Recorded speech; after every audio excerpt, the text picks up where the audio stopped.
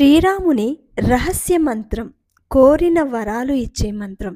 దీని వెనుక ఉన్న రహస్యమేంటో ఇప్పుడు తెలుసుకుందాం.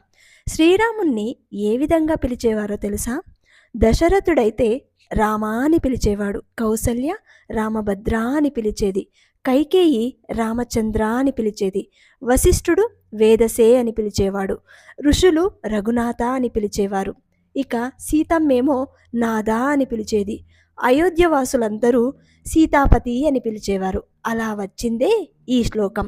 రామాయ రామభద్రాయ రామచంద్రాయ వేదసే రఘునాథాయ నాథాయ సీతాయ పతయే నమః.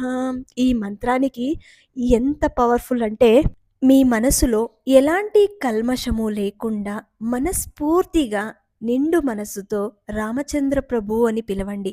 ఖచ్చితంగా ప్రతిరోజు ఈ మంత్రాన్ని పఠించండి. మీకున్న సమస్యలన్నీ ఆ రామచంద్ర ప్రభు తీరుస్తాడు.